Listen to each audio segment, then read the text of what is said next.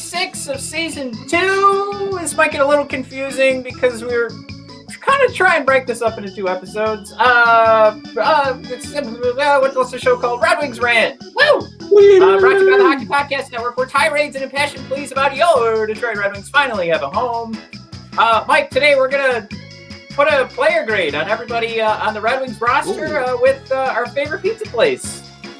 Little Caesar is going to help you grade the Detroit Red Wings. And we're also going to discuss trading for Jack Eichel and what it's going to take. And we're going to have a lot of fun here based on the conversation we just had before we started. But before we get into all that, as always, we have some business to get into. That's right. Slowly drop the Last volume. night, some big names headlined this weekend's UFC 262 card. Man, Nate Diaz was there. Even Michael Chandler. My God. What an event. There was no shortage of action. DraftKings Sportsbook, the official sportsbook, being partner of UFC, has a heavyweight offer. That was this weekend, but I'm sure they'll have it for subsequent weekends because they want you to bet on UFC fights. All you had to do is pick the main event fighter you thought would win, and then with these new odds, you get 100-to-1 odds on a particular fighter. That's for new members of DraftKings. So sign up now for the next UFC, going to be 263, right around the corner. So bet $1 on select fighters, and if they win, you win $100. No way to put it. Your MMA knowledge to the test. Stop just being the loudmouth guy. Put your money where your big mouth is, and be rich and a big mouth. How about that?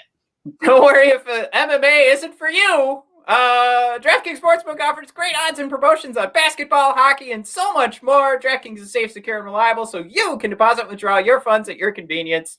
Now, the key here, folks, you got to use promo code THPN to unlock all of these great offers. When you're a new customer, you get new offers every day, so just hit up that code. But once more, here we go. Download the top-rated DraftKings Sportsbook app now and use promo code THPN when you sign up to unlock all of those exclusive offers at using the DraftKings Sportsbook.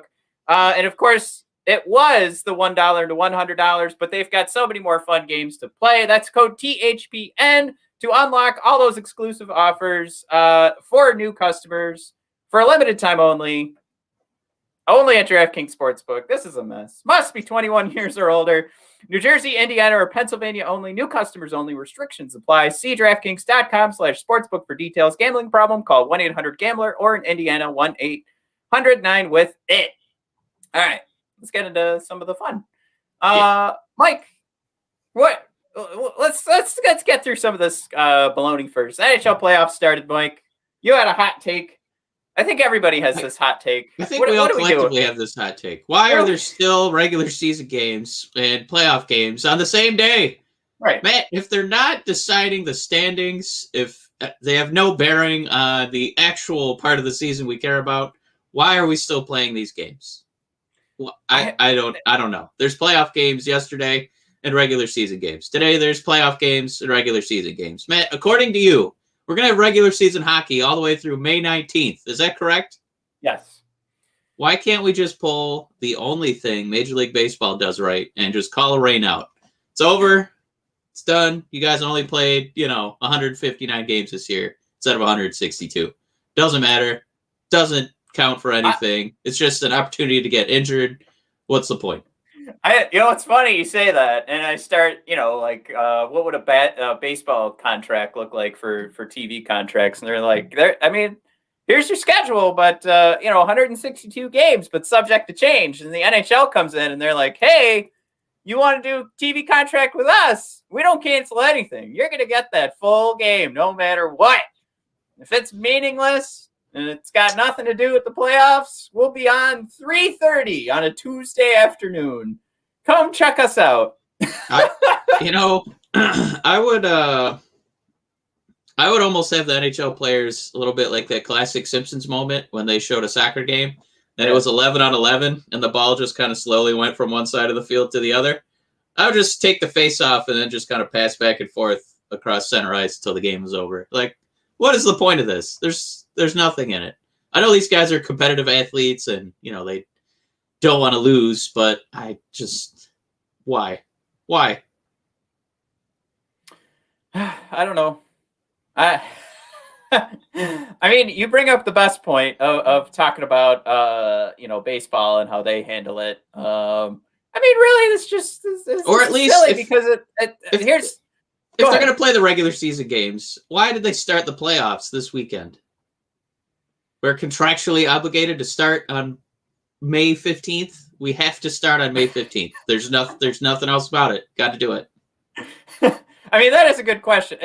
I will argue one point is that this is going to put on a pedestal the North Division, the Canadian division of so those games with Toronto and Montreal, Edmonton and Winnipeg. It's like now everybody's eyes are going to be on that because I'm assuming they're going to finish the full first round before they move on to the next round, even though because of the way the divisions are broken up this year, they're not going to affect each other till we get to the conference championship round. But I'd assume that they're going to hold on to that and not start round 2, maybe. But if they do that, that's them saying, hey, take a look at Austin Matthews. Take a look at Connor McDavid. These are your 2 biggest stars in the sport.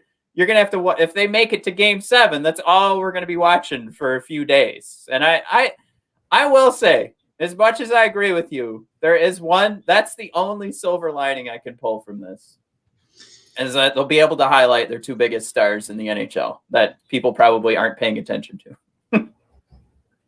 I am fascinated to learn what the Nielsen ratings are for these TV contracts for these games. We gotta honor that contract. All right, let's see that viewership. Matt, let's move on. We have the biggest Red Wing news easily. The clock is ticking on Yzerman and Blashill on either sides of one table. Oh, and Blashill just sliding across, an offer for a re-sign deal, and Yzerman just kind of staring at him. Matt, who blinks first? I mean, I feel like, Jeff is going to start to blush, Matt, right? Who says no? I mean, it certainly is going to look like a nice, affordable coaching contract, right? Like, half these teams are still playing the game of forget the salary cap. We have a team budget to make this whole operation profitable, or at least as close to profitable, or lose the least amount of money. So you bring in a Jeff Blashill. You know what, Mike? He ain't going to cost, bad word, SHIT. He's going to be very cheap. So that's definitely going to come into play here. As much as we argue that people really have nothing to base this no development on, besides just going, you know what, this bad team is performing poorly, and then we just go, yeah, we all knew it was going to perform poorly. What do you mean? Like, this is on Jeff Blashill. We came into the season going, here's the expectation met.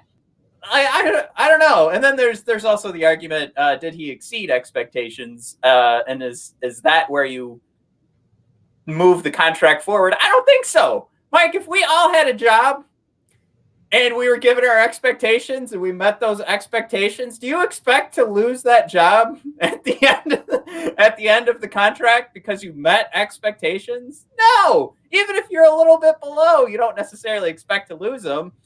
Because there's always outside circumstances. There's a million variables that go into like a losing season.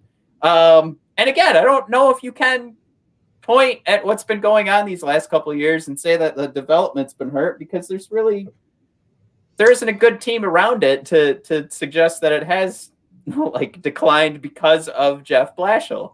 Another thing, quick plug. Our blogger Jesse's putting together a long-winded article, so I don't know when it's coming out, but what we're taking a look at is like these, you have your coach of the years, you have guys that get fired, and the stats that go along with it is like you have like a poorly performing goaltender. Your PDO's low because your goalie can't stop a puck, and then that coach gets fired, and you label that guy as a bad coach, and like it's just I bet the margins, and this is the point of the article and the conversations I've been having with Jesse and some of the things that he's discovered, the margins are razor thin. So here's what you get when the margins are razor thin and you keep Jeff Blashill. Guy you know, a guy who's certainly ready to follow the Yzer plan, and Steve would know that. If he doesn't think he's following the Yzer plan, I think he doesn't get that last contract extension. And I still think you're looking at a guy that's a player's coach. You're not bringing in torts. You don't want to like destroy these guys who are mostly young and make them hate hockey. I think all that rolls into a good decision to just keep rolling ahead with Jeff. And I don't know how much more there is to say. I think a lot of people have labeled him as the problem, and I don't know if they've watched enough sports. I hate to do it because there's going to be people that are watching this show, and they're going to get angry. But the longer I watch sports, the more that you can kind of pinpoint where a coach is a problem. And Mike, we watch Matt Patricia constantly label the players around him as a problem, and him coming back to having won before. And it was just like this weird attitude that you saw, and you're like, well, this just isn't good for PR. That's a good reason to get rid of a coach. When your team stinks, and it's as hard as it is to like build a winner in the NHL as it is, we expect them to stink. Then they stink. I don't think you turn and look at the coach and go, this guy's got to go. It doesn't add up. I mean, if people thought this was a playoff contender, absolutely. I just think that your expectations were too high if you thought they were a playoff contender. I think I took all the points, so I don't know if. No, I mean, got to fill up my. So, like, you know, one of our boys here, one of the big advocates for joining the Red Wings when they had a lot of potential suitors was, you know, Bobby Ryan, and one of his talking points was, you know, I really wanted to go play for Steve Yzerman, and I think that does help, right? But that helped in a way where it was a reclamation project for a player who was trying to get his career back online, and so he knew that he was working with a good GM. So he knew that, you know, in the event that, you know, the team was performing poorly and Bob was playing well, you know, he'd get moved to, you know, a good situation. But I don't know if that's the same case for a free agent that we're not signing to a 1-year deal, that we're trying to sign to a 3, 4, 5, 6-year deal. And that's where, you know, I don't know if Blashill is the sexiest pick for a guy you got to actually come in and work with every single day at practice and, you know, in the locker room and, you know, in games getting yelled at. So I don't know if that's the spot where, you know, we don't have a deal yet because, you know, Yzerman's just kind of waiting to see if, you know, Brindamore re-signs in Carolina. You know, trying to wait and see if that happens. That's still my favorite one, even though if he doesn't re-sign, he's probably going to Seattle to hang out with Ron Francis. But I don't know. I don't know if that's we're just waiting for the rest, like for the playoffs to kind of shake out before they make a Blashill decision. I would say yes, because they can, you know, see what coaches are available. So I think of the 3 cities, Seattle, you'd be starting from scratch. Carolina, you're in Carolina, or it could be in Detroit. Man, we have a Gordie Howe statue. You want to coach here? You get to hang out with Mo Sider maybe next season, unless we, you know, make him develop for another 3 to 4 years. But yeah, I think that contract by Yzerman, I set up that scenario, one table. I think Yzerman would just kind of let it sit there, and then he'd bring up a couple other chairs on either side of the table as the playoffs shake out and we see what coaches are available. So I think they're going to wait. It's going to be a situation where we're going to be patient. It was fun. My favorite part of the whole topic was that it was reported by MLive in the article. I'm going to say this because he has us blocked, but I follow him on my personal account. It was Answer Khan said, like, we'll have an answer by Monday. And Mike, today's Sunday, so we've had a full week and no Jeff Blashill response. But if you went through the article, he had absolutely zero proof that we were going to get an answer. So he just put up some dog shit to try and get clicks onto MLive, and I'm just like, come on, man. What the hell? And we don't have an answer. Be completely different if he was like, yeah, we're definitely getting an answer on Monday, and then we get an answer. And we didn't. So yeah, that's when I say it's my favorite part, it's my least favorite part of sports journalism, because you get to say that stuff, and it's not the same as like if you're covering politics and politicians, because there's not a lot that goes into it. So you get to kind of just say whatever you want and get your clicks, and then you just sit back and go, all right, mission accomplished. I don't know. You moving on. Yeah, Mike, you're talking about bringing people over and the Yzer plan, and how much the NHL seems to be on board with what the Yzer plan is, or at least guys that finally hear it are like, I believe. So, Mike, are we going to have a happy Jack Eichel once we trade and bring him over? Because is he going to learn what the Yzer plan is and be back at the top of the 95% of the league? Or I should say the top 5% of the league in regards to the top 95% player, Mike. No, all right. That was just poor choice of words there. Obviously, what we're referencing is Jack Eichel having a press conference earlier this week and saying the way that his injury situation is being handled is very confusing to the point, if you haven't heard yet, fans of the Detroit Red Wings, he has an injury in his neck that he would like handled differently, and the Sabres are saying no to that. He'd like to try some experimental, I'm going to say surgery, for lack of a better word. I don't even know exactly what's going on with what that experimental procedure, I should say, maybe not surgery, but whatever that procedure would be.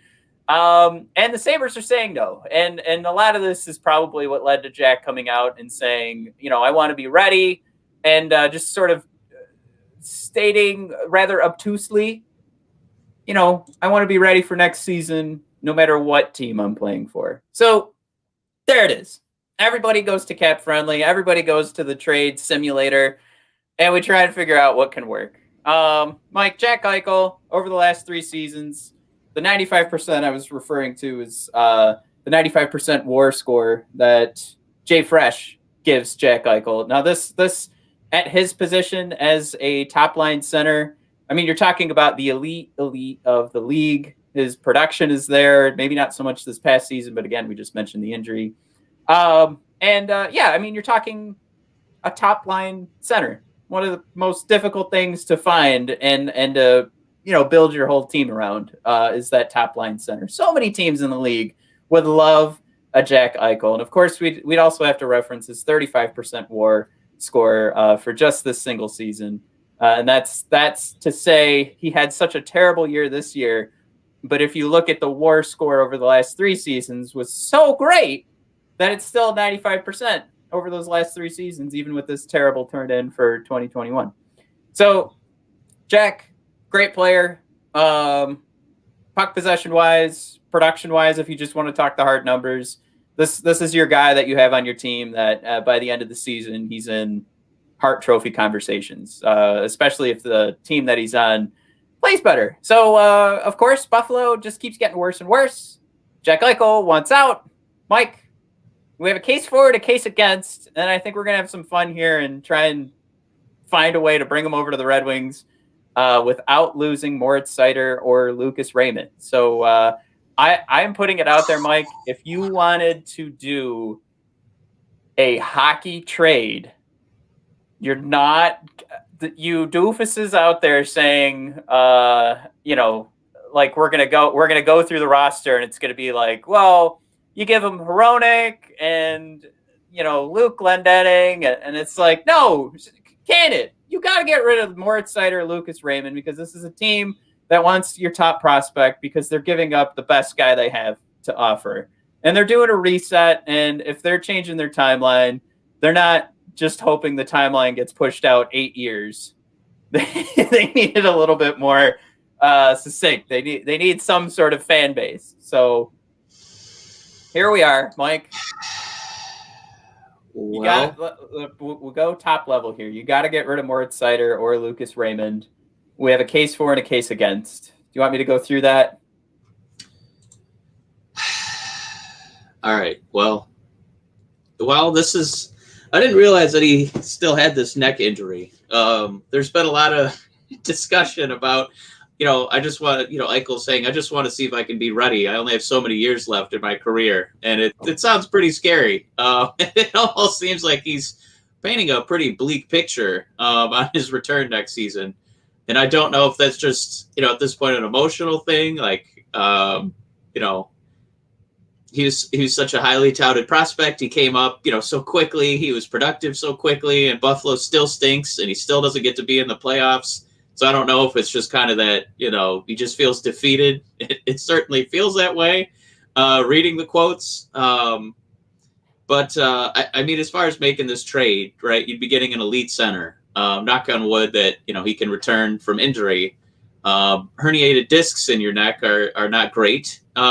This is also a guy, he's gotten rib injuries, wrist injuries. So just buyer beware. You are getting an elite player, but he has had boo-boos, and a neck injury is, something to keep an eye on. Turns out, that's a pretty vital part of the human anatomy is the neck. So assuming you're getting him, assuming he's going to be, not injured, you're right. You have to give up a lot. There's some weird, whispers out there that, Buffalo wants 4 first-round picks. But in a world where we're seeing, grumpy players get moved, where, it's, almost like 50 cents on the dollar, because they're basically saying, I'm going to play like shit because I have no incentive to keep playing hard for you.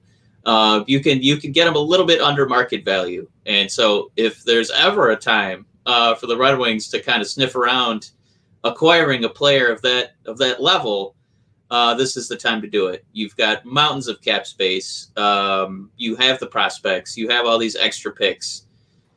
You have Yzerman making the picks. So if Buffalo's going to be seduced by, this is a Red Wing first-round pick, Yzerman is going to be that guy who's, got that potential to find value in the second and third round. So maybe he can say, maybe we stop punting on first-round picks because I have the eyeball to find these guys deeper in the draft. So I think you're right. If it's a realistic Buffalo Sabres trade, they have to take Seider. They have to take Lucas Raymond.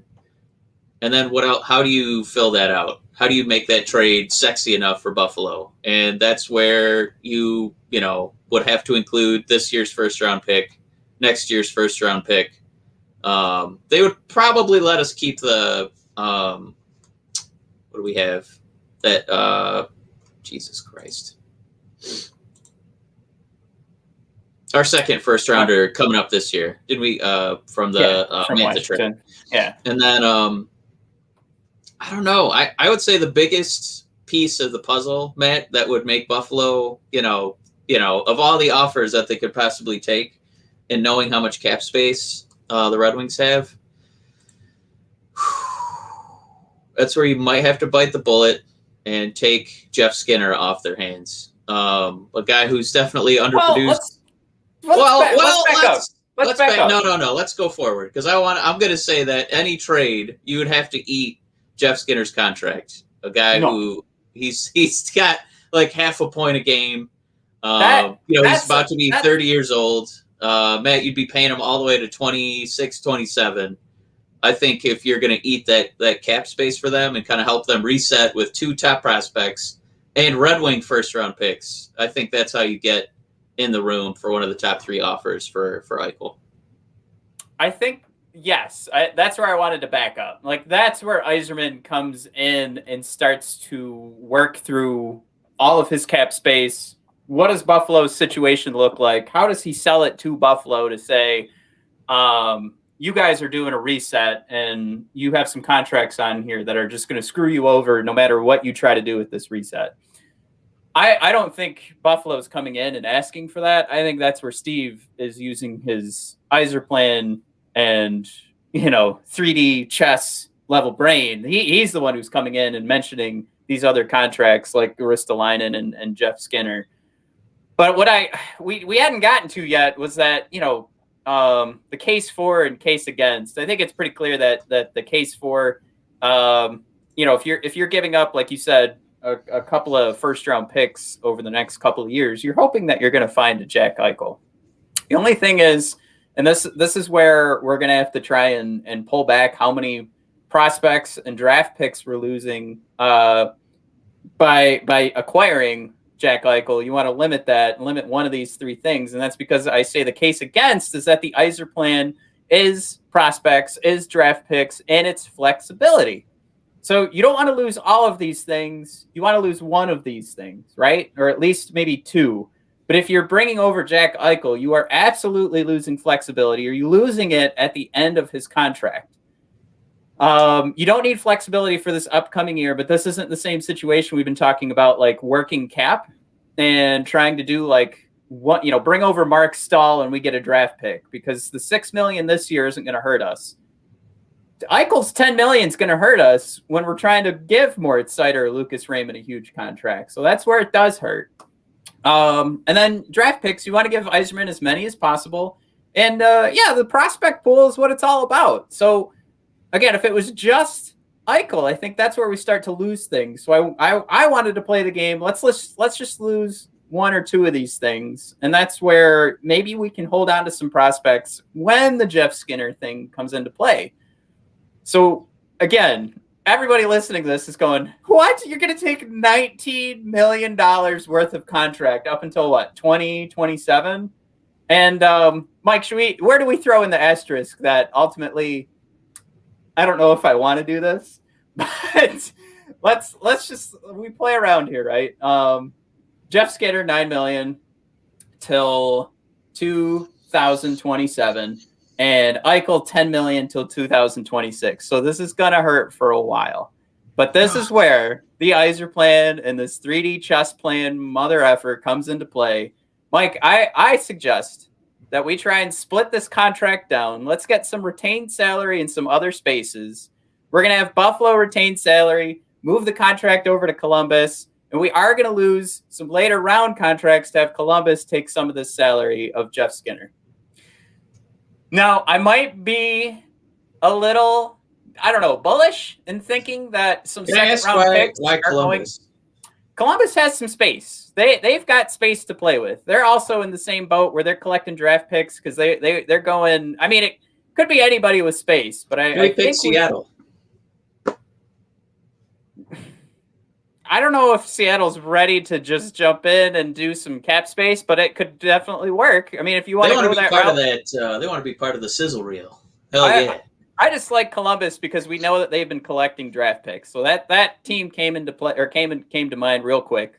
But Seattle they could jump in here. Maybe they want to be more conservative than Vegas was. I don't know if that's the best play. I think what Vegas proved is that if you win early, you're going to get a rabid fan base. So let's say it is Seattle. Maybe they want to play it more conservative. That's a perfectly good option. Ultimately, what we're looking for is to help Buffalo get rid of that Skinner contract so that it's not just, all right, we're losing a few we're losing first round picks. We're losing guys that have already, been developing for a little bit. Going back to why we think Moritz Seider or Lucas Raymond absolutely has to go is because the Sabres can't just move forward with none of that. Would you say that the key to this deal, with the couple teams that are going to want to trade for Eichel, the key to keeping the Red Wings in the discussion is Jeff Skinner? No.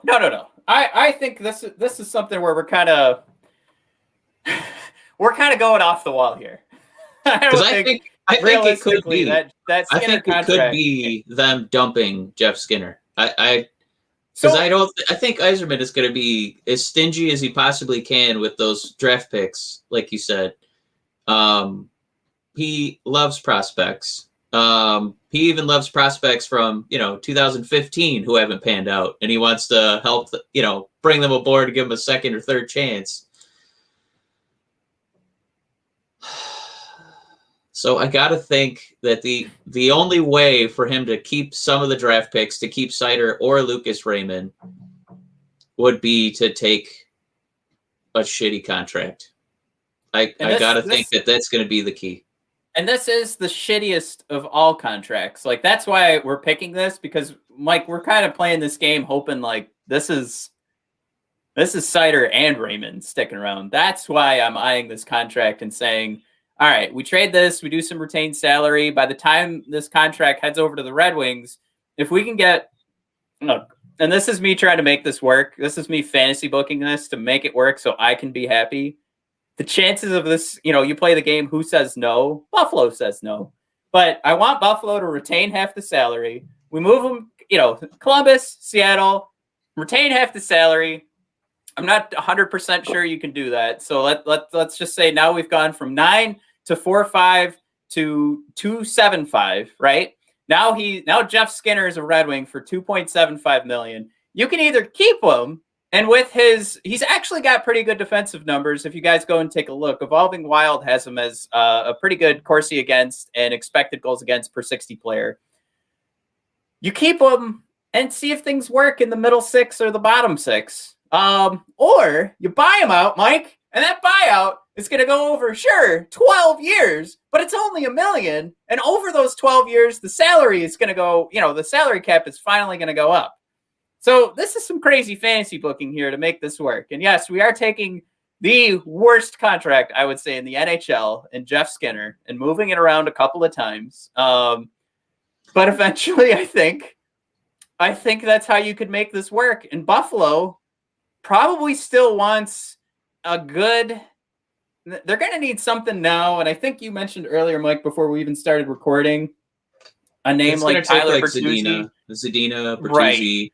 Right. I'm wondering if you need that level up from Bertuzzi and you got to get rid of Zadina. But that's where it becomes so much easier, right? If you do this fancy financial finagling, and you can move that Skinner contract for Buffalo, bring it over to Detroit, and try and limit it as much as possible to take that pain. And, just a quick little note here.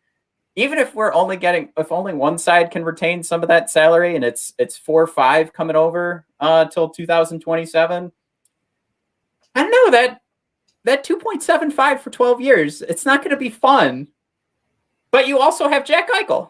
So, I mean, if anything, you can make the argument that he's getting paid less than the market would suggest at 10. So now you're jacking him up to 12 million is the cost of Jack Eichel, even though he's getting paid 10, right? He's getting paid 12 million. He is that good. He's a Hart Trophy candidate, I think, when he's healthy. So I guess, yeah, that's where it all starts to make sense, right?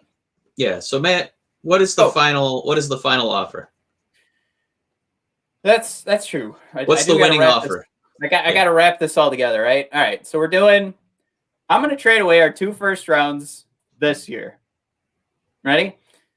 We're going to let's give them Zadina, 2 first rounds, Zadina, and let's see, their defense sucks too. So maybe, I don't know. What do you think? Is Hronek? I took a dump on people throwing Hronek out there, but maybe Hronek and his half a point per game looks pretty good on paper. I don't think that's enough. I think they say no. And we're moving the Jeff Skinner contract out. Nope. You got your unhappy camper. You gotta give me Mo Seider or Lucas Raymond. All right. And Jonathan. Berggren, Seider, and 2 first-round picks for Eichel. You know what? Go to hell Skinner's with your contract. Capitals first. Go to hell. I want Red Wing first-round picks. I want them this year and next year. Yeah, then it's still a no from me. If I'm Steve, that's too much. Because remember, I'm trying to limit prospects, draft picks, and flexibility. We lose a lot of flexibility. We're losing draft picks, and we're losing prospects. So, like I said, if you can't limit that to 2 out of 3, then it's a no. All right, Matt, you take the spot of Buffalo. I'm Yzerman. I'm saying, God, I can't.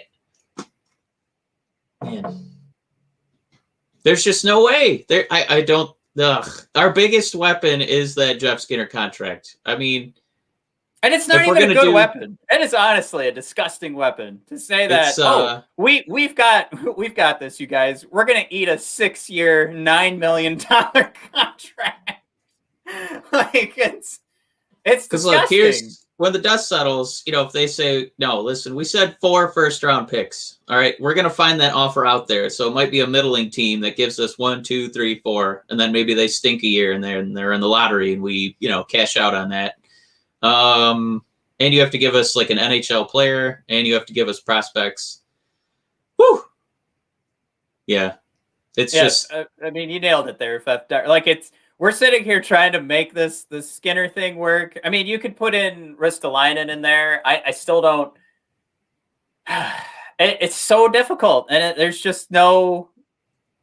There isn't anything that gets me that excited. Like I still would prefer to roll the dice than to chance all this for a guy that you already mentioned, Mike, has that neck injury too. So it just. Yeah, I mean, Yzerman would really have to say, look, this is more about us helping you reset. So we're going to eat a Jeff Skinner contract, or at least take half of it. And Eichel's hurt, and he doesn't want to be there. So we're going to give you 2 firsts. Oof, Zadina, Berggren, and Hronek.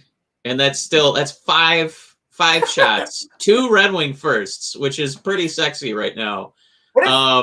What if you get a 2023 first-round pick from Buffalo? They say no. Okay. Buffalo's most valuable. Their most valuable pieces are draft picks coming. This offseason, the next one, and the next one. And thanks for reaching out, Fethtar. I mean, this is definitely, as we try to make this work. Like the only thing I think that is going to make this work is Eichel's bad attitude, right? Like he would have to be performing at such a low level that Buffalo has no choice but to, all right, fine, we got to move you. And I wouldn't blame Eichel for that. Go ahead. Do you say if somehow Yzerman can do draft picks and no Seider, no Lucas Raymond, can you get on board with it? If you're thrown in like Berggren and I don't know, Wallander, and then they say 3 firsts. I that's easier to stomach. I think if you drew the line and we said no Seider, no Raymond, I'm more open to anything. At that point, you're playing that game. Well, how many drafts is it going to take before we find Jack Eichel? And then you go, all right, three drafts is pretty reasonable. You go for it because it's only 3 drafts. But you're getting again, you're supposedly a Hart Trophy candidate. I do keep coming back to I want experimental neck surgery, which it's his body. He should be able to do it. He should hate Buffalo for not letting him do it, or at least even in the suggestion that he shouldn't do it. But that does really irk me because then we're not talking about a for sure Hart Trophy candidate, right? Like that immediately is thrown out the window because now we're talking about, you're trading. What is the thing that makes us want to trade the prospects is that we don't know what we get with the prospects, but we go with a guy like Eichel. The assumption is that we do know, but now again, we're in the unknown for both sides. So it just gets even more. Yeah. I mean, yucky. If you make that trade, Yzerman, when they find out the Red Wings didn't win the bid, it's because, hey, wrestling fan, my dude, what's up, Fethtar? Yeah. I'm glad to have you, Fethtar. This is great. More comments coming. We got coming up. We're gonna grade the Red Wings based on Little Caesars items. So hopefully, as a Michigan man, you'll appreciate that. I guess to kind of close this point out, so if you did get Eichel, and by the grace of God, if they didn't have to give up Seider, how close are you to filling out that top line where we said, a top 3 for forwards and then defensemen? How far along are you? Well, one of the things we're going to reveal with going over the season grades is like how well Verano grades out, and he does grade out as a first-line winger. So you've got your center. You said, sorry, just to recap, am I losing, or I'm keeping both Seider and Raymond? By the grace of God, you kept Seider. Okay, so Raymond might be gone. Yeah. Okay, so then, yeah, I think all you could do right now is chalk up 3 guys. You got 3 out of 5. So you got to, free agency. You make this trade before free agency starts and before Dougie Hamilton's gone. You've got another $12 million contract. Like, probably not 12. I'm jumping it here, but you've got another huge contract because you can't let Dougie escape. Like that's somebody you've got to sign because you've got, you've pushed the timeline out now. Instead of us playing this game of like, oh, we're going to have a bunch of 20-year-old prospects. Now we've got our 2 best players that we're kind of revolving the team around, I would say, are 24, right? So you've got Verano and Eichel. So now you've got to push this out because statistically the drop-off for a player in their prime is going to be 27, 28. So now you've got 4 years before that drop-off starts happening and everybody's contract looks disgusting. So yeah, then your biggest thing this upcoming season is making a flexible contract with Dougie Hamilton. Yeah, win now moves. Yeah. That also, you want his contract to expire when you can negotiate again and try and get everybody else's contract to fit in and make that work, because eventually, like we mentioned before, why the Jeff Skinner thing is fun to talk about, but also terrifying. The way we fantasy booked it, going out like 10 to 12 years of paying him after you buy him out. Then you still got to figure in some space for Lucas and Seider, and if Bergeron turns out, whoever you're keeping after this trade is done, can you make it work? All right, that's scary. Woo. Yeah, I would say all that cap space can just get snuffed out in one off season. Yeah. Yeah. Final grade for this, Mike. Do you want to, and then we'll start the conversation on player grades. Yeah. So all right, my final grade is not going to happen. I think that there's too much that Steve has to. Like you said, there's too much he has to give up. He loves his draft picks. He loves his prospects, and I don't think he wants to drop all that cap space on a guy with a neck injury. As good as Eichel is, and then yet another dump. In Jeff Skinner, it's a lot. It's a lot to turn over. I think you brought up a lot of good points. Unfortunately, unless he really finds a way to fleece Buffalo and Eichel just, puts on his grumpy dumpy pants and says, nope, I'm not playing. And, Buffalo really has to do 50 cents on the dollar. It's a no for the Red Wings. Yeah, this if this ever worked out, maybe it's not even happening this offseason. All right, Mike. We are now prepared. I know we went pretty long with that Eichel conversation, but we're trying to get Jack Eichel in. It's Jack Eichel. Yeah, you have to. All right. I'm definitely taking a beating later today as we start episode number 2. Taking a beating. Hopefully my wife doesn't hear me say that we're just now starting the next episode. And she's hopeful that we're about to come upstairs. Hears you say we're starting episode 3. Woo! She's going to be really excited. Yeah, hopefully we turn this into 3 episodes. All right.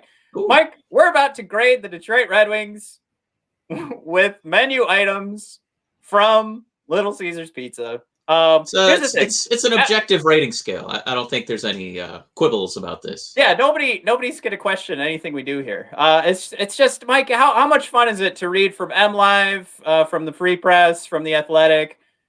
Verano gets an A, Larkin gets a B-, and they all have the same exact scores. With the difference of a smidgen. So let's have some fun with this.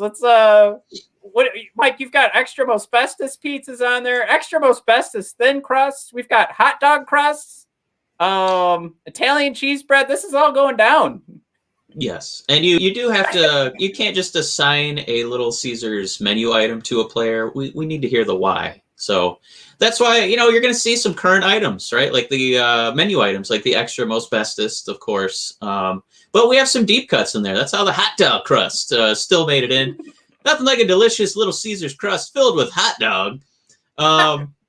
There's some staples, of the Little Caesars menu. Of course, we're talking about crazy bread. Matt, I don't think any of our 6 to 12-year-old birthday parties existed without at least one piece of crazy bread being consumed.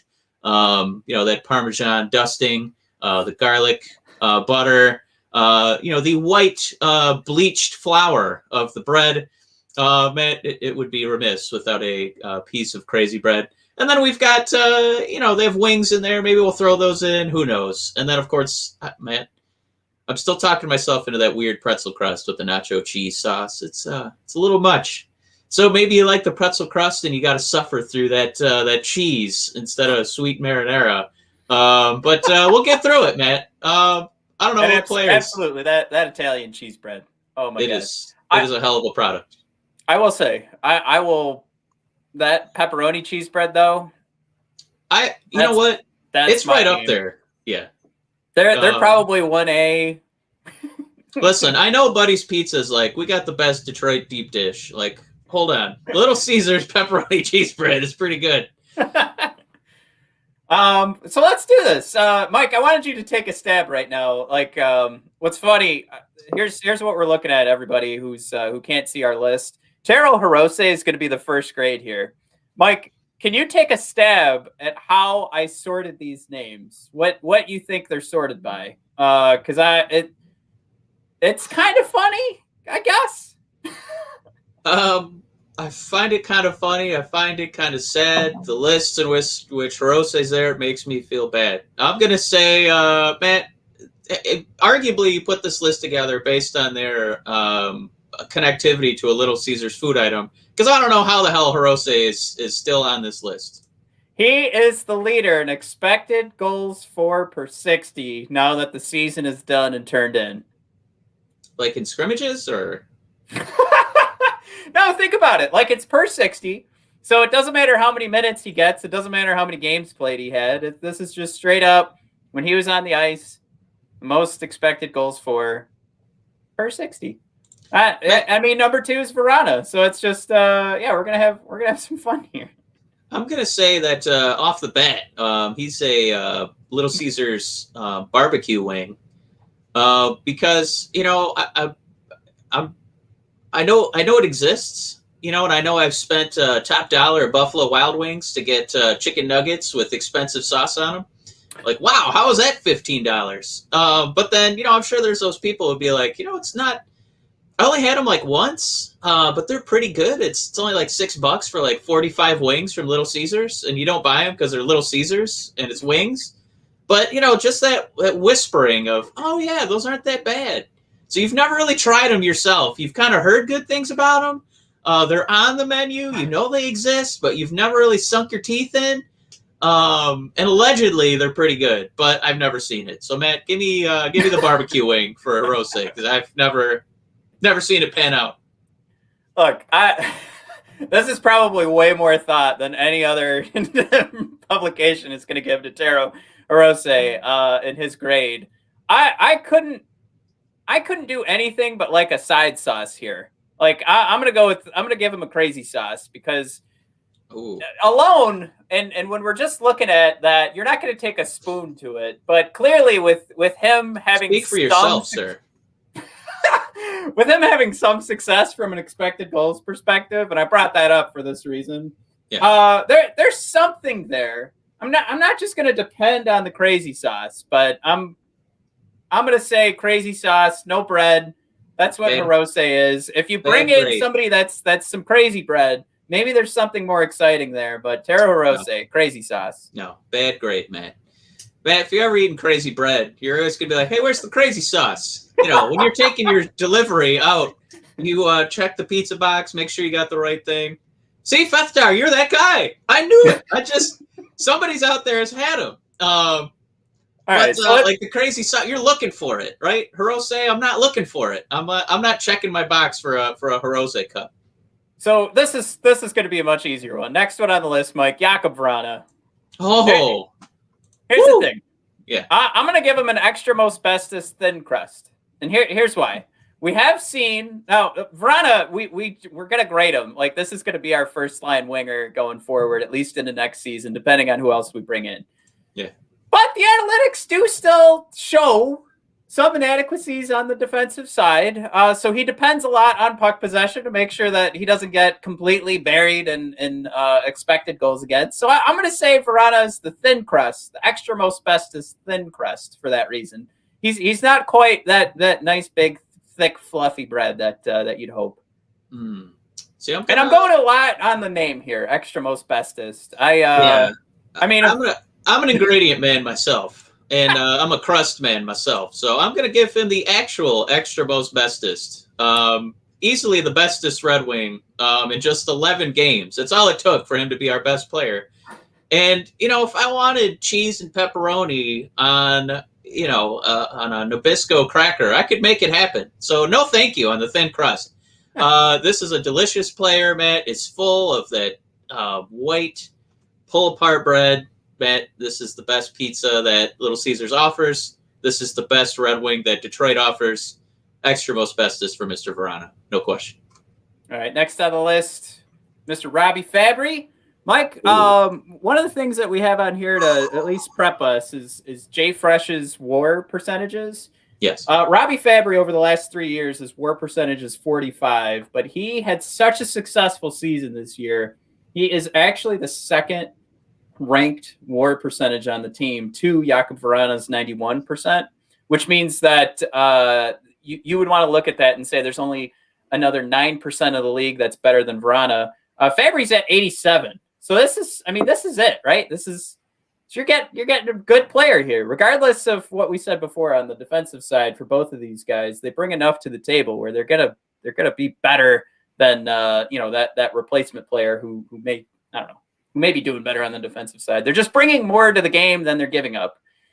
So with that, Mike, I'm gonna use my favorite item, or one of my favorites, I should say. This is up there. It's not the pepperoni cheese bread. I got that saved. I know who's getting pepperoni cheese bread. Mike, I'm going extra most bestest stuffed crust pepperoni. Robby Fabry. There's a lot there. There's a lot of pizzazz. And I just gotta say, like, it's stuffed crust. And sure, it's gonna hurt you in the morning, and that's where those defensive lapses come into play. Like, Mike, I straight up, if I do that stuffed crust pizza, yeah, bathroom all day the next day. Oh, but it's worth it. So I'm giving him stuffed crust pepperoni. Matt, Mr. Fabry, I am a huge fan of his. He 2-goaled his way into our hearts from the opening game. And, he's been one of the few offensive, players we can count on a game-by-game basis. And I think that is where he, for me, factors in as a deep, deep dish, which is one of my favorite items at Little Caesars. And the Robby Fabry narrative, he's a first-round pick who's kind of floating around in St. Louis and, just came home to Detroit. Really found a home here. But, sometimes you eat a few deep dish slices and you just pass out. There's a lot of bread in there. And it kind of feels like Robby, we're still trying to figure him out on the defensive end, but that narrative, he came aboard, started scoring, Matt. I don't even remember, and I just passed out. I just skip all that nonsense on the defensive side. The injuries, I don't even care, Matt. When I ate that bread, when it was in my body, was it good? And then I just slowly passed out from digesting all those carbs. So, Matt, give me that deep, deep dish for Mr. Fabry. Well, next on the list, Richard Panik. Of course, we already talked about Verano, so coming over in the Mantha trade there. Mike, we've talked about it before. I figured he came over because he's eligible to be picked up in the expansion draft. So, Mike, I don't like this, but maybe Seattle does. So I'm going to give him a Caesar dip. He's a butter garlic flavor for your cheese bread. I'm not going to order it, but maybe somebody else would. It's people like it, and I'm going to give him that because I ultimately think that's the whole reason he's here. It's just to be a nice offering for Seattle. Matt, for me, Richard Panik, we got Jakub Verano in the trade, right? Yeah. We're like, wow, man, what a deal. We got a whole extra most bestest. We are in. And they're like, hold on. You also got to take this 2-liter. Oh, all right. Well, what are you charging for a 2-liter? $285 for a Sierra Mist. $285 for a Sierra Mist. Oh, All right. Well, we still get the extra most bestest, right? Yeah. Ugh. All right. Well, Matt, he's a 2 liter of Sierra Mist because there's it's just sugar and bubbles, not a lot of caloric value here, but you still get a delicious pizza with Verano. So Matt, he's a 2 liter of Sierra Mist for me. That is the best. We should end this now because that is the best grade we're gonna give out. Oh my god. Oh, that is perfect. Yes. Next on the list, we're finally going to talk some defensemen here. God, I loved listening to that so much. That'll be the teaser for the show, man. Yeah. Gustav Lindstrom is next on the list here. So I wanted to do this. Like, there's a lot of potential. I don't think we've seen it enough. There's probably room for development, improvement. So I'm gonna go with the stuffed crazy bread with the crazy sauce here, because I'm intrigued. I haven't tried it yet, and I think there's probably more potential if we change up that sauce. I'm gonna go probably ranch instead of marinara sauce. Just my whiteness showing through. But yeah, give me stuffed crazy bread. That's my good stuff, Lindstrom. I'm intrigued. Not quite ready to take the plunge though. So that's I haven't ordered that stuffed crazy bread. Mike, Gustav Lindstrom. I think you hit a home run on that one. I haven't tried it either. It looks good. It looks like it's got some potential. Anything that has bread with cheese in it, I'm gonna probably start steering towards. But I haven't navigated my boat down those waters yet. So I'm gonna say, as an item that I also am yet to try, really sink my teeth into. I already know what I'm getting with this, the regular crazy bread, but stuffed crazy bread, I don't know. Lindstrom, you got to prove it to me. I haven't tried it yet. So Matt, perfect choice. Love it. Oh man! All right, so now I got to jump in, and now we're doing Danny DeKeyser. Mike, I'm going to tell you right now, I have some of these planned out. I am running through the menu right now, and I think I've got one. Right, Mike, you picked the bottle of soda that comes. You get the 2 liter soda before, and it was perfect description for Panic. But for Danny DeKeyser, the injuries have kind of ended. I don't know, the feel good story that it was to bring in Danny when he first showed up, and we were all excited because of that reach. And I do think like this is probably the career winding down. But he certainly fills a hole in the lineup. As Iceman always says, you got to ice the team. I think that's pretty much it. So I think, Mike, I'm going to go with the Aquafina 20-ounce bottle of water that's available in the fridge, because you're not too impressed by it. It ices the team. It hydrates you. And, there's not much else you're going to be getting out of Danny the older he gets here. And that's not skill-wise. That's just, I think, as the injuries piled up here, that's kind of what's going to happen here. Oh, and Fethar, is that a day old hot and ready for Danny DeKeyser? Because oh my God, that is a pretty good one. Woo, man, you talk about a rib. Woo, that is an insult, Fethar. Dropping a bomb on DeKeyser. I love it. Wow, that might be my new favorite description. But I was saving that for Filppula. For DeKeyser.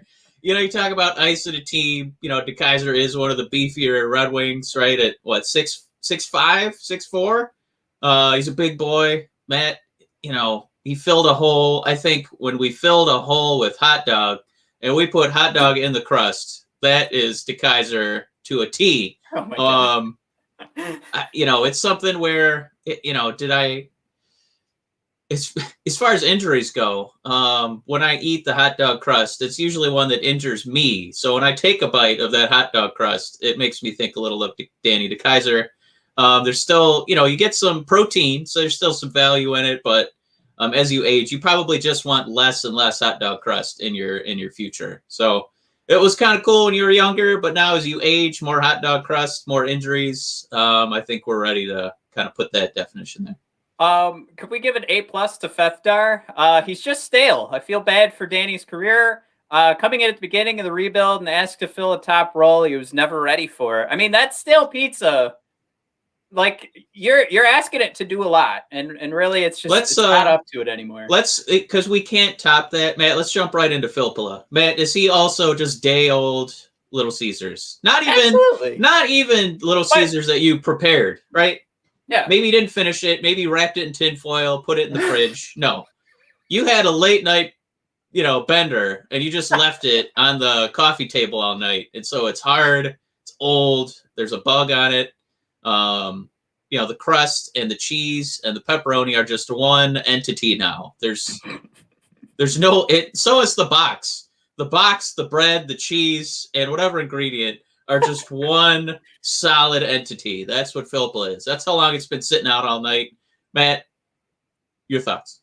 I was gonna say Philpla was the day old pizza that the community center, the guy who's in charge of buying pizza bought it the night before because he's got stuff to do in the morning and he didn't want to be racing over to Little Caesar and bring pizza to the local community center. So that, you're also chopping that down, right? So he's got to serve 30 people with one hot and ready. So you're not only getting a hot and ready slice, you're getting a quarter of a slice. So that's my Philpla. At one point, it did resemble a pizza, but when you try to peel it off and a piece of the cardboard is still attached, I think you're like, oh man.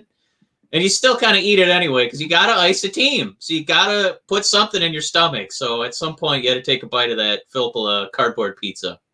Now this next one is pretty tough. I have been searching and searching. I have to confess, I'm almost like half listening because I need to find something for Alex Biega, but I honestly think we're talking. Mike, I'm gonna go to the Hula Hawaiian pizza, okay? But he is not that whole pizza, Mike. He's just the pineapple on one slice. All right, hey, he's getting one slice of Hula Hawaiian pizza, sans bread, cheese, and sauce. He's just the pineapple because that's not doing it for me. It wasn't a great season for Biega. He even got an incomplete from Jay Fresh. There wasn't enough data to actually fill out a card for Biega. So that's where I'm sitting. Oof. You didn't like that score. Does that hurt? I don't dislike it. I'm still trying to find something more appropriate. I think for Biega, I'm going to give him an empty take a penny, leave a penny because I walked in, I thought I had exact change. I was like 3 pennies short. And then I thought I could count on Biega to kind of help, as the end of the season rolls around. And the take a penny was empty. So the kid at the register was, freshly a manager and he didn't want to help me out. So I had to go back to my car and get 3 pennies out of the dash. So that's my Biega story right there. I don't, it was just a chore. I didn't see any value in it. And, it was an extra trip. So here's the next one's pretty tough, all right? Because the scores for Philip Zadina, that's who we're doing, aren't great, right? But we see a lot of potential there. Yeah. And I think if anything, when we play the eyeball test, it works, right? So I guess like me saying that, you got to jump into, something that just looks yummy, but maybe just now. Did we pick, let's say the same item on the count of 3. All right. Oh, 3. No. All right. 1. Wait. Should we go 3, 2, 1? 3, 2, 1. All right. I don't know if we're picking the same thing. Let's see. We'll just see what it is. All right. 3, 2. Wait. Oh. Okay. Okay. 3, 2, 1. Pepperoni cheeser. Hey! Yeah, because ideally you're like, wow, it's got like real mozzarella and basil on it, and the crust has Asiago, but. It could go sour. And like, again, here's the thing. We love our analytics. Right now they don't test great for Zadina, but there's nothing that we're looking at and worried about it at all, right? Yeah. I mean, this is a guy that, when you see him, you're like, wow, I bet this isn't going to be the usual run-of-the-mill Little Caesars item. This is going to be like, no, you guys, Zadina, he's going to be like real mozzarella. It's like going to a real pizza place. All right, they sprinkle basil on it, and then they bake Asiago into the crust. And you're like, yeah, but when I take a bite, this doesn't taste like a real pizza. It still tastes like Little Caesars. Oh, no, just have a second slice. You're going to love it. And you're I thought it would be more like a top-notch pizza. And at this point, we're still waiting for it to be that top-notch pizza. I think the idea is there, right? Real mozzarella balls, it looks great, but we're just waiting for a little more. I think that's a great. It's got to develop Yeah, it's got to develop a little bit more. Maybe they needed to add one more thing to it. Maybe we need a ranch dip sauce. Maybe stop making it after you handle the money. How about that? Next on the list, this is gonna get tough. Now that we're doing this, I'm really like, oh my god, this is gonna be so hard to finish this. Mike, Dennis Cholowski. This is another one. Gosh, like Lindstrom-esque kind of thing. But you get a lot of offense out of Cholowski. The analytics don't test out great. We got an incomplete score from Jay Fresh. There's not enough games here to give him an actual score. Right. But it's not anything where even when you grade him out and you look at his potential, you're looking at a guy that should be good on the power play, but isn't necessarily going to be that fully developed two-way defenseman. Right. I gotta admit. Yeah, go for it. Cholowski, we begged and pleaded for you to get called up all season, and they kept saying, well, he's not quite ready yet. And it's because he basically, the minor league coaches watched. He basically brings help on the power play offensively as a defenseman. He's still got to work on, the other facets of his game. So, Matt, I'm going to say that there's one item for Dennis Cholowski. It's the 20-ounce Pepsi. The reason I say that is, if you're having a pizza party, there's a lot of different people you got to feed. A lot of people are going to be thirsty. You just can't really have water with pizza. It doesn't hit the same. So you got a 20-ounce Pepsi for yourself, right? So you basically handled one person's Pepsi or pizza thirst, and there's so many other people, so many other things you could have accounted for. So I think that based on his only, having one bright spot of all the aspects of a defenseman, give me the 20-ounce because it's selfish. It's only one part of the game, and all these other people are thirsty and sad. I like it.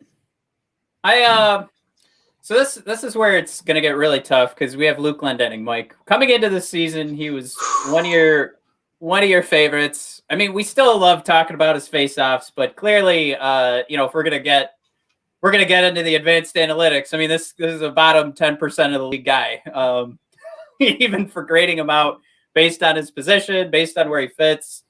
So it's got to be something where it's like fun, but it ultimately it's not going to do too much for you. And I think I have a good one because I really like dipping things into this, but it's not the best for you. And when you think about what you're actually saying, when you tell someone this is what I'm dipping into, you're like, what? What do you mean? Just cream cheese. But let's go garlic cream cheese dip. It's Luke Glendening because it's fun to talk about. It's fun to eat. But ultimately, when you have to tell somebody else that that's what you're eating, you're just embarrassed. You're dipping bread into cream cheese. And, in some worlds it's totally normal, but when you say it out loud, you're just like, what are we doing? I'm going to say Glendening, he was that leader in face-offs. He got labeled as like one of the best defensive forwards the Red Wings have. And man, he's an assistant captain and what a locker room leader. And for me, he's a 3-meat treat because he's got those 3 things going for him. And you're like, wow, what a value. I hope Eiserman re-signs him. But then you start doing the deep cut analytics and you're like, holy shit, 3,000 calories. Whoa, what are we doing? Wait, this pizza's $10.49 and all the meats kind of taste the same. So I'm going 3-meat treat because as soon as you kind of like take a deeper look, you're a little frightened. But going in, you're like, man, 3 meats for that price? So let me do it. So I think once you, with a magnifying glass, that's when you start to get a little frightened of your investment, pizza-wise. I'm all for it, and I love the explanation, but I'm so angry because I was prepared. Our next name is Michael Rasmussen, and I was going to use the 3-meat treat because he's all about bruising now. His analytics don't test out great either, but he's certainly using his body, and you could see at the end of the season, he was really coming into it and saying, oh, this is how I'm just going to overpower everyone. So we're going to take a step past the 3-meat treat. We're going to go to the 5-meat feast. That's our big boy, Michael Rasmussen. Really, I mean, the eyeball test is what's getting the pass here. He really took some steps forward. He's our big boy. He needs more protein. Let's keep beefing him up. So more beef means the 5-meat feast for Michael Rasmussen. How do you like that? I like it a lot. What we're gonna do is we're gonna take Glendenning. You know, you thought you were happy with that. We're adding 2 more meats. We're gonna make him even bigger. We're gonna make a big bruising boy and fill him with meat. He's gonna Meat be for a the meat different, slapping eater. Yeah. meat for different reasons. All right. Yeah. Mike, next on the list, our boy got his first goal, Joe Veleno. Ooh.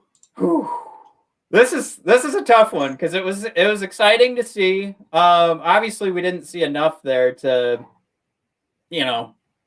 really give too, like, we can't be too harsh here because there's just not enough there. So I'm gonna go with this. This isn't a. I'm not trying to make this sound mean because. Oh boy, man, this sounds mean. Look, when I see pizza, I'm excited, and when I see Joe Veleno in the lineup, I get excited. So this is. You're going slices and sticks. What was that? Are you going slices and sticks?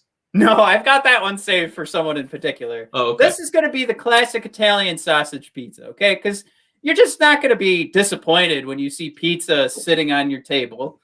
When you crack it open, though, and you see, what the last 5 games look like for Joe Veleno, you're not going to complain about Italian sausage. It's delicious. It just didn't turn out, like if we saw a goal a game, we'd be like, holy shit, Joe Veleno's amazing. And that's nothing against Joe Veleno. We're still really stoked. He had a really great last 5 games there. It looked fantastic. Same thing with the classic Italian sausage. Just obviously there's room for improvement. So I'm going to go, I'm happy to see the pizza on my dining room table. Happy with Italian sausage. Could definitely use some veggies or something like that. So that's where I'm sitting right now. I like that argument a lot. When I see an Italian sausage pizza, I like Italian sausage on a myriad of things. If you've ever had it in an omelet, whew, you are living life, my friend. That is delicious. But I'm gonna go classic pepperoni on this one because we're still kind of waiting to see something a little out of the ordinary out of a first round pick. And I feel like a classic pepperoni experience is kind of what we got from Veleno. We want to see what Little Caesars is known for. Some wild hot dog deep dish mega fuck pizza. And instead you kind of got classic pepperoni. You didn't get a guy who, you were really bummed about, or you thought you were going to get a little more. And it's still early in his career. So I think it's totally fine for him to right now be a classic pepperoni. But at some point, we want him to be that deep dish hot dog mega pretzel fuck pizza. So I'm okay. It's okay for now, but we want a little more out of our Joe. All right, now this is going to be a fun one because we're doing Adam Ernie. Of course, everybody, if you are as big a fan of Ernie as we are, you'll go to bodpodcast.com or brothersofdiscussion.com, click on the shop page, and you've got your Retire 73 t-shirt ready to go. You just make the preemptive strike. Get your Retire 73 shirt now so you don't have to buy it 20 years from now. Mike, obviously, just this is the season where Adam Ernie outplayed expectations to the nth. I mean, his goals per 60 at that midpoint of the season where he was lining up 6 straight games with points. It was beautiful. We can't expect too much though going forward, and I would say that's where the deep dish ultimate supreme comes into play. Now, here's what we're doing here. Of course, you throw all those veggies and meat together, and it's a deep dish. We're pretty happy with that pizza. I think we both agree that this is actually a legit pizza. I will order it. But it's that next, like the next day with all those peppers and onions from Little Caesars, we're going back to some bathroom problems, and it's not going to sit well. And I can't imagine that Adam Ernie is going to be able to duplicate going forward what he was able to do this year. So it was great.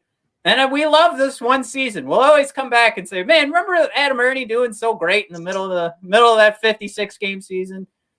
That's where the ultimate supreme deep dish comes into play. Probably not going to order it again. It's a little too much, right? Can't expect it to hit every time.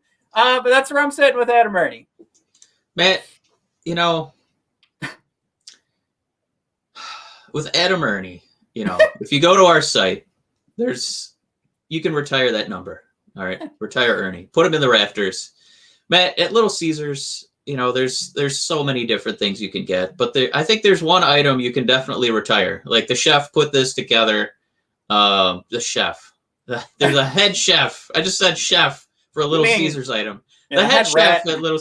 It was just the guy who was, he's working late one night. Fuck it, I'm making my own extra pizza. I'm gonna put so many fucking pepperonis you won't even see the cheese. But there's going to be cheese. It's just going to be right underneath. Not only is it going to be underneath, Matt, I'm going to fill the fucking crust with it. So, Matt, give me the extra most bestest stuffed crust pepperoni pizza for Adam Ernie. Because when you made that item on a late night, you were just having a joint. Maybe you're enjoying some 420 products from friend of the show, Darren McCarty, and you just needed some meat and cheese, and you took a bite of this. Whatever end you started with, the end of the triangle, the round of the crust, you're like, oh, hang them up, my man. You made the perfect late night item. Matt, hockey's played at night. This is a late night food. Retire chef, extra most bestest, stuffed crust, pepperoni, Adam Ernie himself. Put him in the rafters. Next one, Mike. This is where I was saving my pizza. Vladislav Domestikov. Mike, he is my slices and sticks. He's everything you need. He can play any part of the ice. You can have him on the power play, the penalty kill. That's why you bring that guy in. He can take face-offs. He really is. He's your utility man. He's the when the Tigers were winning, they had Brandon Inge. This is our Brandon Inge. Is it the best guy on the ice? Brandon Inge, was he ever the best on the field? Never. Is Domestikov certainly more serviceable than Brandon Inge? Yeah, and that's why it's a completely different conversation. But we're going slices and sticks because there's not enough to satisfy everyone here, right? But if you're sitting at home by yourself, you want a little bit of pizza, you want a little bit of Italian cheese bread, light it up. I really admire this pick, and I'm not going to go against it. I'm only going to support it because when the Seattle Kraken come sniffing around for that expansion draft, and we're like, Rasmussen? Oh, boring. Ooh, you don't want him. No, look at Nemesnikov. Wow, he's kind of a pizza. He's kind of garlic bread. You get a sauce. Does everything. No, you don't want Rasmussen. That's I guess we'll keep him. So, Matt, I think that is going to be the razzle-dazzle pitch that we try to show the Kraken to take Nemesnikov, and then inevitably they will be taking a sexier pizza, even though slices and sticks literally does it all. It kind of scores. It kind of defends. Yeah, it's a little much. I know we're trying to get everything in one presentable little package, but I think that's I don't know. It's like somebody trying too hard, and you wanted a pepperoni pizza and breadsticks, and then mom just brought home like one all-purpose, and you're like, now we're out of cheese bread. Now we're out of pizza. Yeah, but look, you got a little bit of both. That's not the same. It's not what we wanted. So, this is somebody trying too hard who doesn't buy pizza frequently enough to know it's better to get two separates instead of one. All right, so next is Mark Stahl. Iserman's pick for most improved this year. Here's the thing, Mike. Mark Stahl did great when he was playing with Troy Stecher, and we saw when they would activate together, Stahl would go straight to the net, boom, rebound, goal. And that was a beautiful play, right? But it can't be done without Troy Stecher, who I'm going to grade as like our best defenseman this year when it's all said and done. Better than Hronek. Sorry, Hronek. So, Mike, I'm going to go with Caesar wings, oven roasted with no sauce, because he needs some sauce on there. It's just not enough to put Mark Stahl and expect him to do what you need. He needs some sauce. So that's where Mark Stahl is, those plain wings. As the days go by, and you start to lower what it's going to take for a food to entice you to eat it. Mm-hmm. And for some reason, you saved what some people have called pizza bones. Matt, Mark Stahl is still in this league. And as far as most improved goes, as you're looking around the fridge, you've got some vegetables starting to brown. You've got some fruit starting to get a little brown. You see some pizza crust back there. It's somehow it fell out of the bag. It's still back there, but your lizard brain is still gonna, want to eat carbs instead of brown vegetables. So, the ingredients, that was Stetcher, those are gone. Long gone. Mm-hmm. This is just the crust of a pepperoni bread.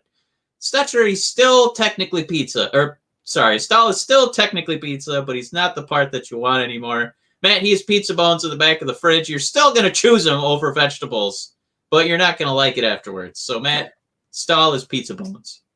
All right, next on the list, Mike, you're not going to like this. Oh, no. Darren Helm. So here's my argument. Some people really like him. It's not for me.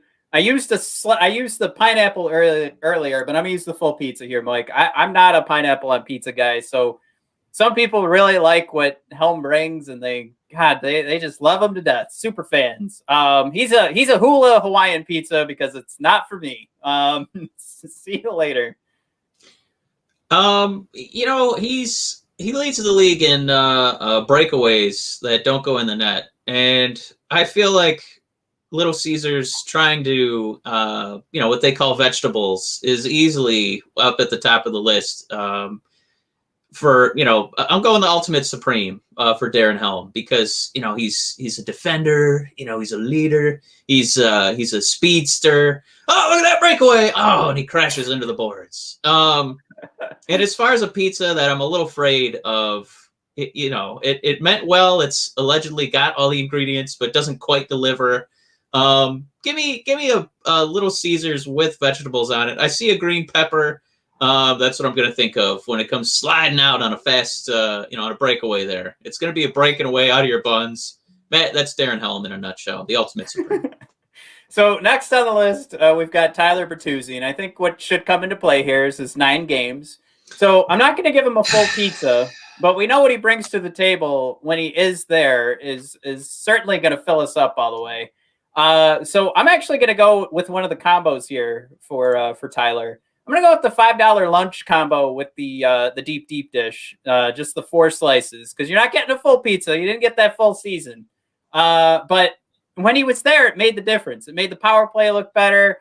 That first line certainly looks better. It's like he's the glue that seems to hold all that together, even though if we played the game, who was the best player on the first line in the first 9 games, I think,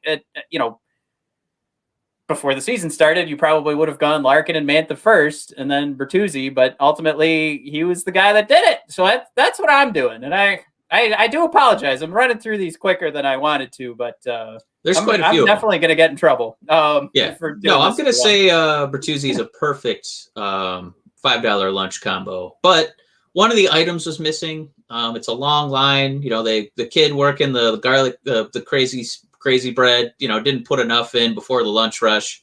So you're still kind of waiting, checking your watch, and you're like, I'm still going to wait for this, but I'm not happy about it. Because the full meal is what you're looking for. You didn't get it. You're still going to wait. You're going to lose time, and it's basically a lost year waiting for that order of crazy bread to come out of the oven. So goodness is around the corner, but it's not there right now. You got to wait. So Matt, I think the lunch combo is perfect for Bertuzzi. Next on the list, Sam Gagner.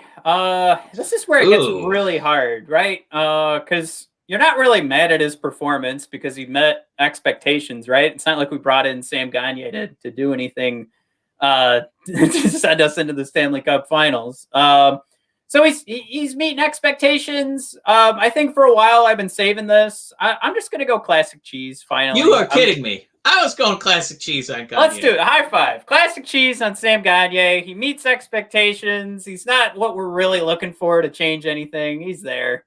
I'd say that's a good capper on that. It's a pizza. Like if you didn't have pizza, you would notice there's no pizza. But if the classic cheese is there, you're probably going to go towards other pizzas, with a few more ingredients. It's gonna win you over. But you're going to notice no pizza, right? You're going to notice if the Red Wings are short a man. But if there's no Gagner next season, we'll find other pizzas. We'll be fine. So next on the list here, Mike, Franz Nielsen, right? I'm just going. I'm not going to touch the stuff. I'm not a fan of it at all. I'm going Diet Pepsi because I don't want it. I never like the smell of it. I don't like the taste of it. He's a 20-ounce bottle of Diet Pepsi. I just, even to the point of making sure it's a 20-ounce bottle than a 2-liter. Like, you're only feeding one person, and really, Franz Nielsen's the only one who's benefiting from him being on this team. So Franz Nielsen, Diet Pepsi 20-ounce. That's my pick. Quite a cap hit for no production. And I think a 20-ounce Diet Pepsi, knowing that all the sugar was substituted with, cancerous products, I think that's a perfect description. And why did we order so many? So not only did we get a 20-ounce, we got a dozen of them, and now they're all untouched and we're all thirsty. And eventually somebody's going to be like, well, all the other bottles are injured, so we're going to put them on the fourth line. You're going to open one and, ugh, this is disgusting. And you're going to dump most of it out on the ice.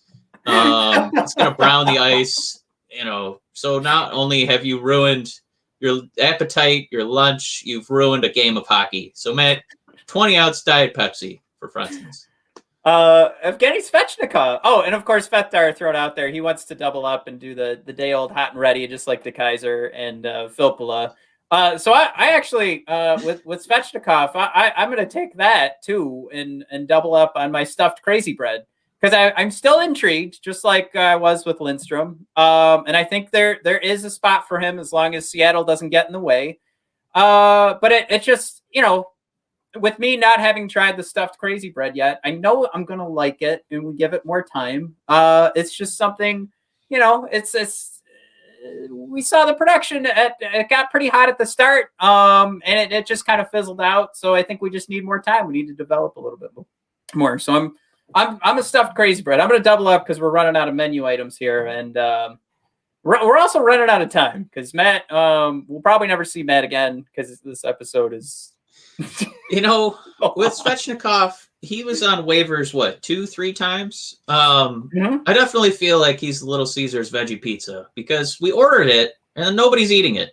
Nobody wants it. And I know there's value there because I can see vegetables, right? So there's more to it than just a cheese pizza. Yeah. But for some reason, we keep ordering these and nobody wants them. They don't come through. I don't know. I don't see the pizza production, Matt. Nobody else sees it either. But eventually, it's going to get ice time. That pizza is going to be on the third or fourth line. And, somebody's going to eat it. Because by the end of the night, somebody did. The box is empty. But who did it? Was it you? Well, I've been saving some of these deep dish pizzas for all of my favorite players. So Troy Stetcher's next. Mike, okay. I'm going to give him. I'm trying to pick which one I want to give for the deep dish. I think I've only used the Ultimate Supreme. So I'm going to give him the Italian sausage. Coming back to, I do like Italian sausage on my pizza. And you make it a deep dish. I'm all for it.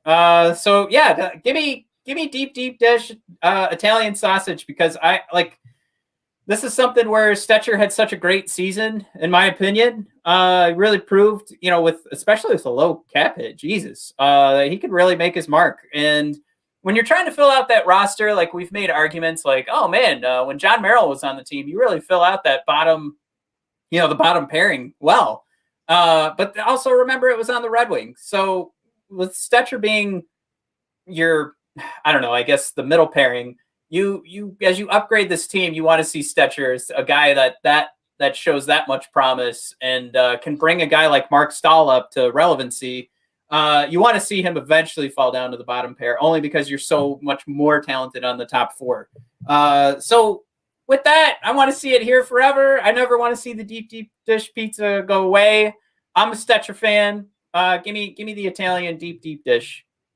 Yeah, I'm sorry, Italian sausage. I'm going to say easily, he's a crazy combo. You put him together with even Mark Stahl, and it creates a formidable defensive combo. It's a menu item, easy to defend. Defending is very easy for him.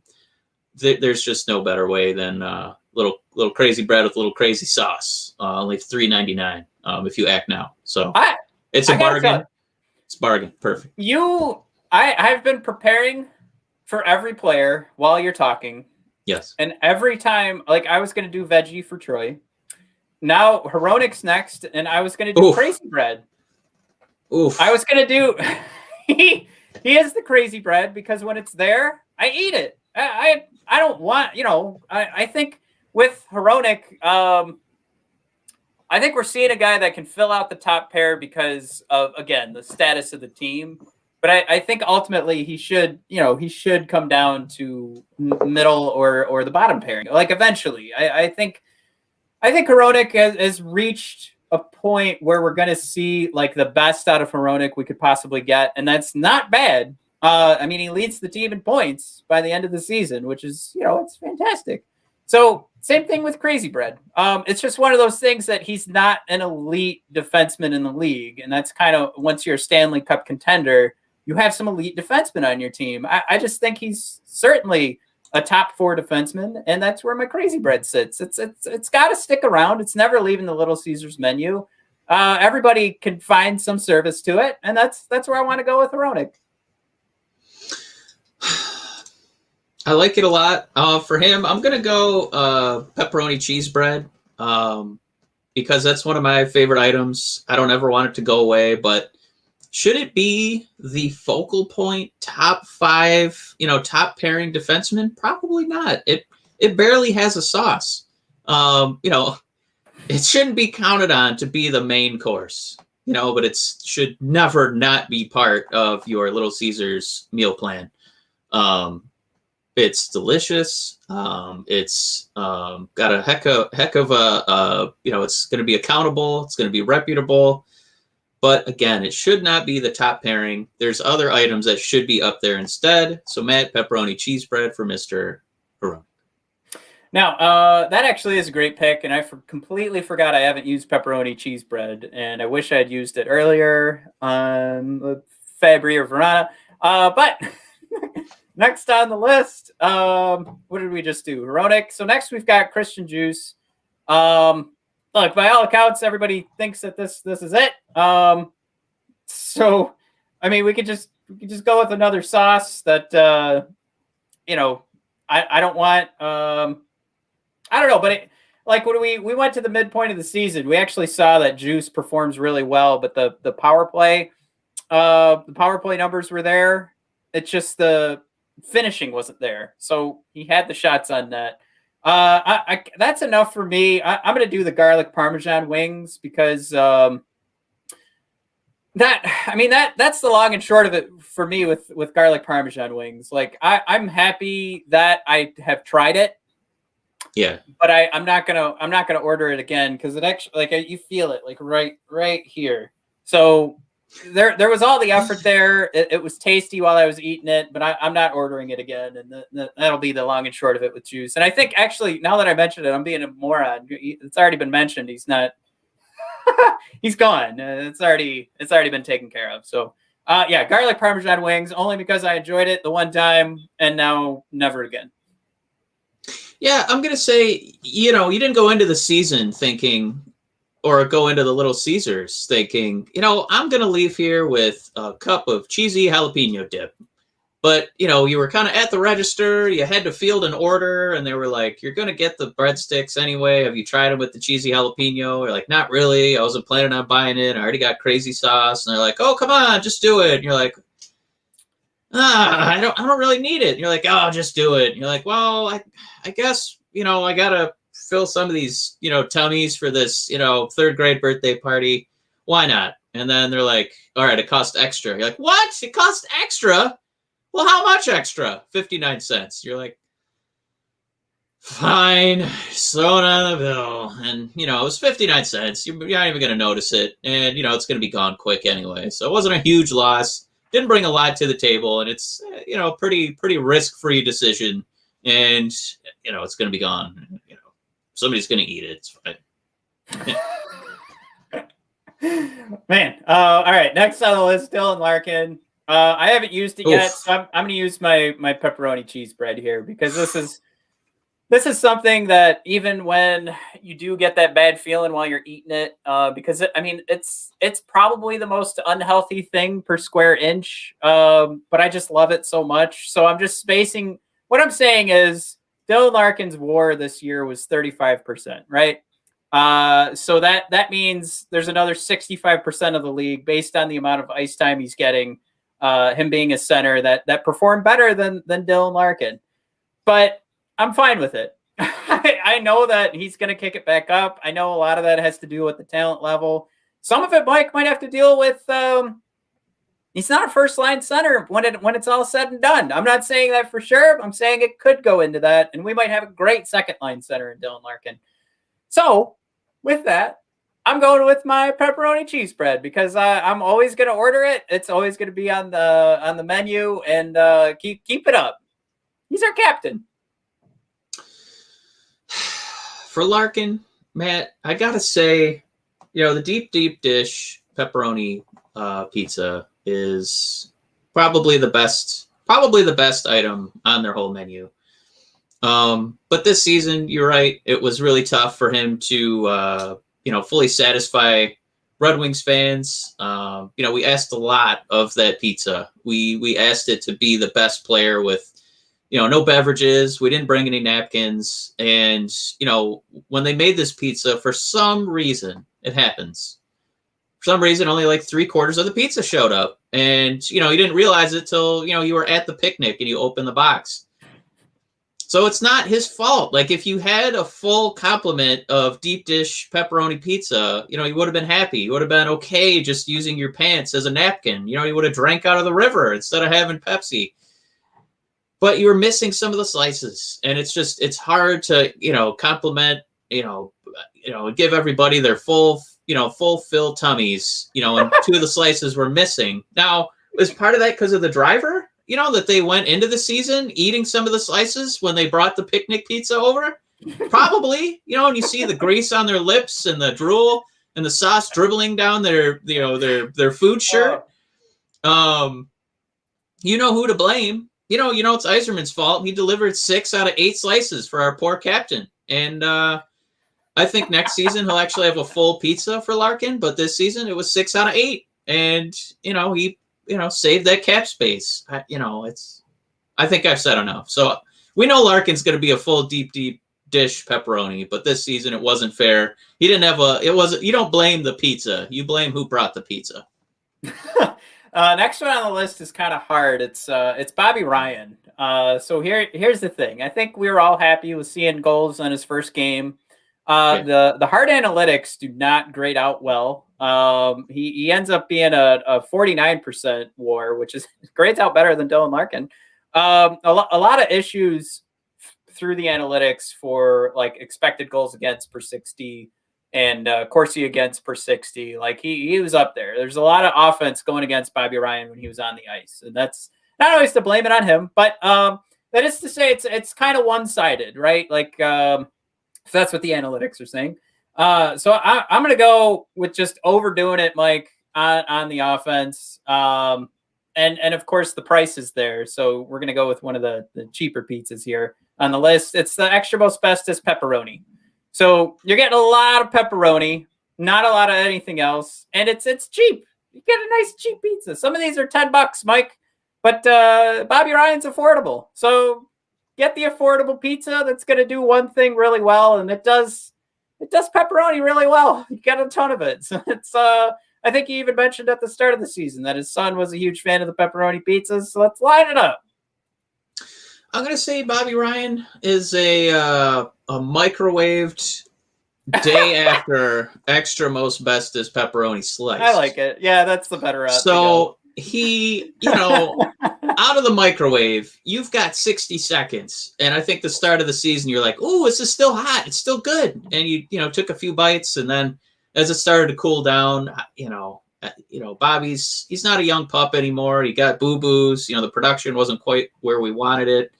And then eventually got to a point where we couldn't even, trade it at the deadline because the pizza is in such disarray. So I think that, on another day, maybe next season, we'll even try to microwave it again, but maybe microwave it for a little bit less time. So the time where it's edible doesn't, expire so quickly. So we'll try and ease it out of the microwave, ease it into the microwave. And like a little bit shorter cook time on the reheat on that one. All right, so the last couple of here, we got Matthias Brome and Giovanni Smith. I'm sorry, do we call him Matthias? It's Matthias, isn't it? Yeah, Matthias. Anyway, Brome, we can do those Giovanni as a combo. Smith. Yeah.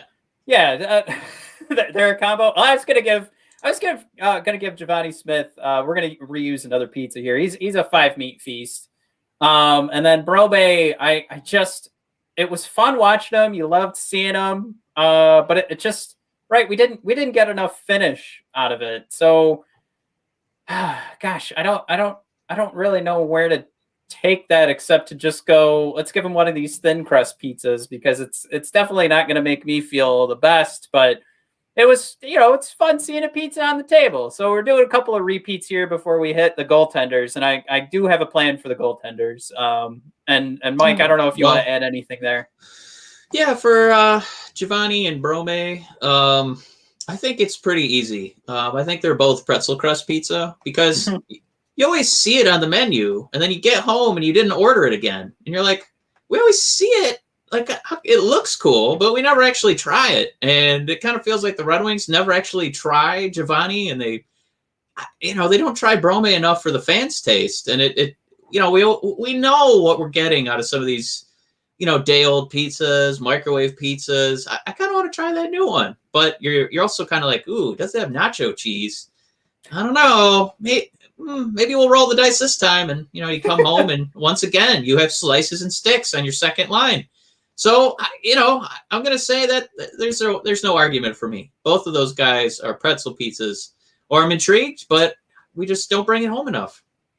So last thing we got going here, Mike, we got our goaltenders, Jonathan Bernier, Thomas Greiss. Greiss has such an amazing finish to the season. He goes from dead last in expected goals saved above, and gets into the top 15 of the league. Actually, I think he finished like the top 10 with just an amazing end of the season. So I'm going to do a combo here, because I'm going to do my order that I always get when I go to Little Caesars, because I want to see this goalie combo continue into next season.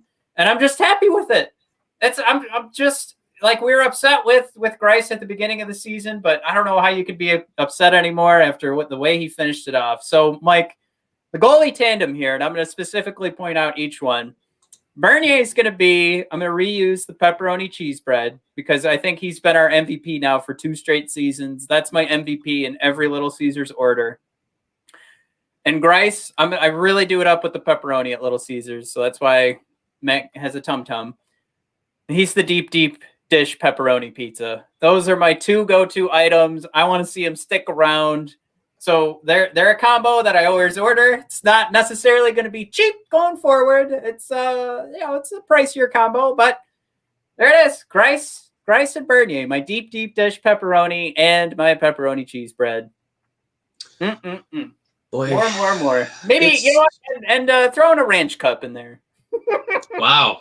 I'm gonna say that Bernier, what an MVP. Deep dish 3-meat treat. And Greiss, I agree, the pepperoni cheese bread. Now, the reason it's an important combo, I think if you only ate deep dish 3-meat pizza, you need a little break. Like, you need a little bit of a pizza sorbet, a little bit to kind of cleanse the palate, because it's strictly eating deep dish 3-meat treat. You're like, oof, this is heavy. And let's not forget that they're both really thick squares. They are really thick, but something about that pepperoni cheese bread, it's just like the slices are smaller. They're kind of like little cigars, where the other one are like full dinner plate size slices. Just the offset, if you kind of have one in each hand, you double barrel it, you double fist it, back to back, it's great. But if you just eat one all the time, you kind of get sick of the flavor. It's not as good anymore. The goals against average starts to skyrocket. You need both of them. They complement each other. You need to take turns. That is the ideal situation. Matt, I've said my piece. I mean, to add to it, like, I could eat that pepperoni cheese bread all day because of the small slices, and I think each little small slice is like perfect. So that's why I'm going with Bernier on that. And I want this relationship with Bernier to continue until go to make another bathroom joke, I'm just going to keep eating that pepperoni cheese bread until it puts me out for the night. So just keep giving me more Jonathan Bernier until it hurts. That's where we're gonna end with that one. So that's our team from top to bottom. Don't look at us to recap because I didn't keep track, but top players certainly Verano, Larkin, Bernier, Greiss with that hot finish. I mean, Mike, he had me Google searching like what are some of the best goaltender performances of all time when Greiss was putting up the 54 save performance. So yeah, like this is the. It's just there's not enough great items, I think, on the Little Caesars menu to like we hope that going forward everybody's a deep dish pepperoni pizza, and until then, I guess we're gonna keep struggling. But let's do like a generic finish here. So I think we could actually break this up, Mike. This whole thing. This is gonna be 3 episodes. So everybody, thank you for tuning in. And let's throw in there, if you're listening to part 1, come back for part 2 so you can hear us finish up with Larkin and the goalies. And I hope you enjoyed part 1. And give us in the comments. Let us know how you're grading everybody. Little Caesars menu items only. Feel free to break it down by the slice, by side cups, by anything that's local to your market that we don't have. But yeah, I had a blast doing this. I hope everybody sees that there's something there in Little Caesars for everyone. So maybe there's a little something from every Red Wing that you can still get next season if it's not going so hot. It's hot, maybe not ready. All right. Everybody, thanks for tuning in. Let's wrap up here. Everybody head on over to bodpodcast.com, brothersofdiscussion.com. Check out all the old archived episodes. I think the episodes going forward, Mike, are going to be very, they'll last a little bit longer than the old episodes, considering those last for about 2 days before a new game starts. And check us out at BOD Hockey on Twitter. If you're on YouTube, please subscribe to the page. We greatly appreciate it. We don't want you to miss another show going forward. And of course, for anybody that watched the entire episode live here, really appreciate it. God bless you. Thanks for coming in. God bless Will you. McGee, Will McGee, I do see you on there. Unfortunately, I got your comment for the Eichel injury, and we were knee deep in our pizza conversation. But please come back, subscribe. We'll get you in there for the next episode. Everybody, thank you for tuning in, and we will see you next time.